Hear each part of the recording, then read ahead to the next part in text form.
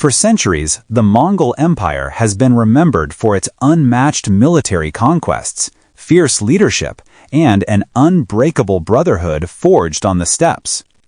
At the heart of this vast empire stood Genghis Khan, strategic genius, fearsome warrior, and creator of the largest contiguous land empire ever seen.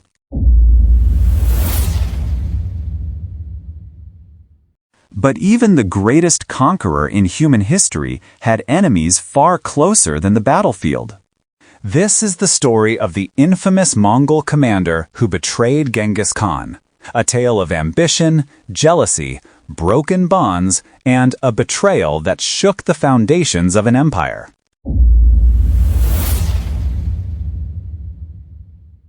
Some know him as a hero, others as a villain.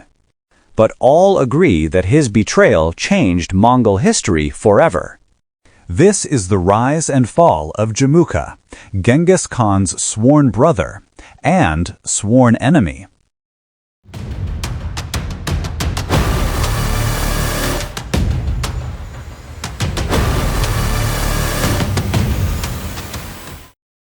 Long before the world feared the thunder of Mongol horsemen, before kingdoms trembled at the sound of approaching hooves, two boys roamed the grasslands as brothers. Temujin, who would become Genghis Khan, and Jamuka, the noble-born youth destined for greatness.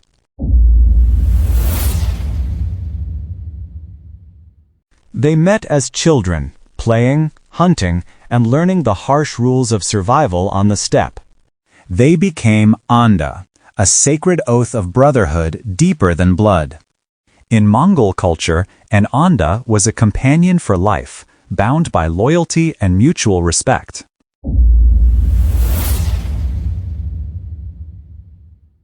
Jamuka was charismatic, refined, and noble-born. Temujin was ambitious, poor, and burning with a hunger to rise. Yet in their youth, the two were inseparable. The Mongol plains had no idea that this brotherhood would one day split the world in two.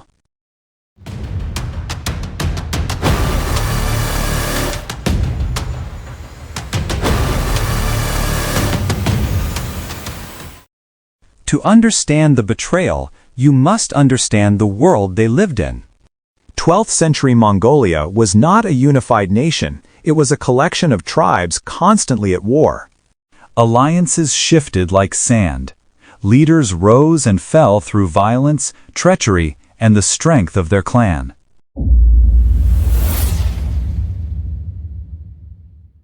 Power belonged to those born into it. Temujin was not.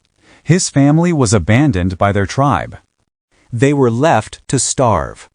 He watched his father die of poisoning. Temujin's early life was a fight for survival. Jamuka, meanwhile, grew up in the comfort of aristocracy, trained in politics, warfare, and the expectations of leadership. The future was already whispering its plans, two boys destined to stand on opposite ends of the same dream.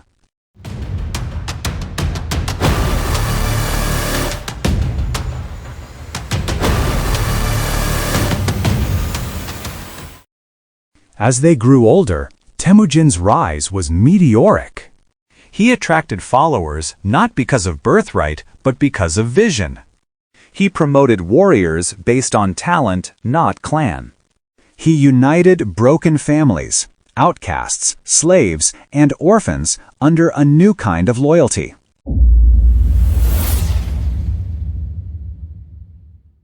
Jamuka, confident in his noble lineage, believed he was the rightful leader of the Mongols. This difference would ignite a civil war. In 1187, Jamuka declared himself Gur Khan, the universal ruler. Temujin refused to bow. The lines were drawn.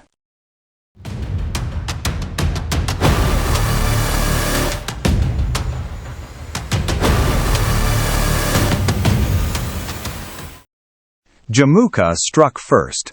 He raided Temujin's camp, capturing and brutally executing Temujin's supporters. According to chronicles, he boiled his enemies alive, a punishment meant to send a message. Jamuka commanded the nobility, and Temujin was nothing but an upstart.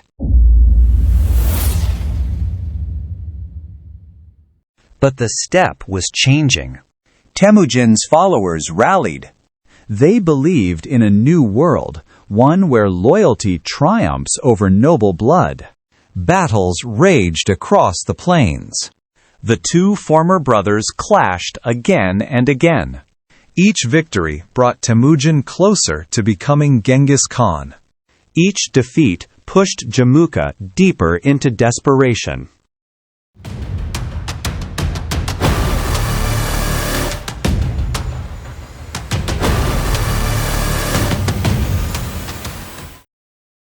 By 1204, Temujin's power was unstoppable. He crushed rival tribes, forged alliances with unimaginable precision, and rewrote Mongol politics. Jamuka, cornered and losing influence, launched one final rebellion. The Battle of Naku became the turning point. Temujin's disciplined warriors and innovative tactics overwhelmed Jamuka's forces. Jamuka fled, but many of his followers, tired, hungry, and hopeless, handed him over to Temujin. But here, the story takes an unexpected turn.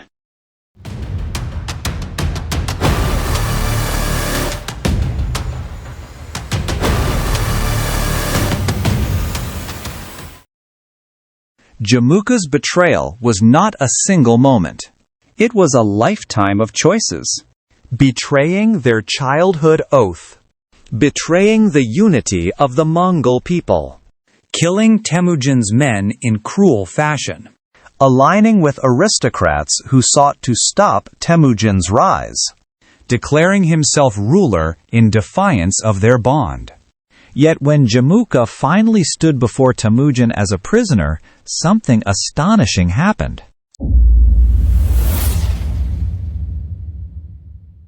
Temujin did not humiliate him. Temujin did not torture him. Temujin did not repay cruelty with cruelty. Instead, he offered forgiveness. He asked Jamuka to rejoin him, to stand by his side once more, to rule together as brothers, as they once dreamed. Jamuka refused. He told Temujin, "There can be only one sun in the sky." And so, Jamuka asked for death, but not by bloodshed. He requested an honorable execution, one that spilled no blood, so that his spirit could rest peacefully. Temujin granted his final wish. Jamuka died not as an enemy, but as a tragic figure, a brother who lost himself to ambition.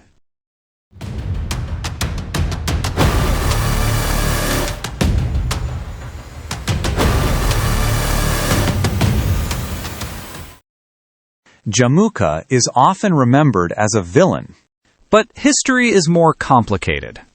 To the aristocracy, he was a rightful leader. To the old tribes, he represented tradition. To many modern historians, he was a tragic rival, the mirror image of Genghis Khan.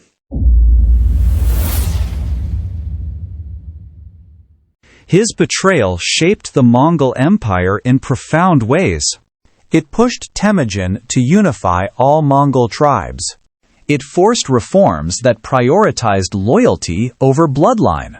It ended the old aristocratic order. It helped forge the military machine that conquered Eurasia.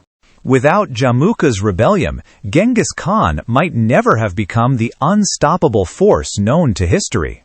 Jamuka lost the war, but without him, there might have been no Mongol Empire.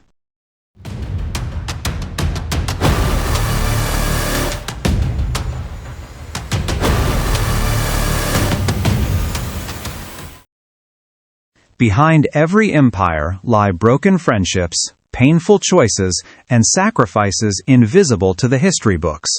Temujin and Jamuka's story is not just about war.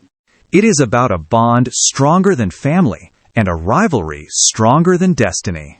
Two boys who once shared milk from the same bowl became leaders whose choices shaped continents. One became the greatest conqueror in history. The other became the most infamous traitor. And yet, in their final moment together, they were brothers again.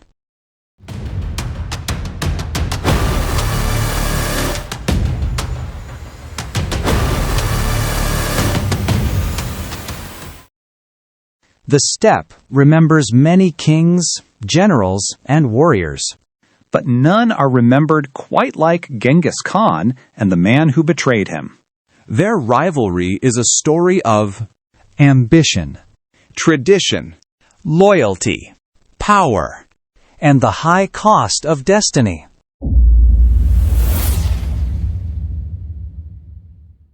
Jamukha's betrayal was not born of hatred, but of a belief that the world should remain as it was. Temujin's rise was not born of rebellion, but of a desire to create a world that had never existed. Together, they defined the fate of an empire. And long after their bones returned to the grasslands, the echo of their story still rides on the winds of the Mongolian plain.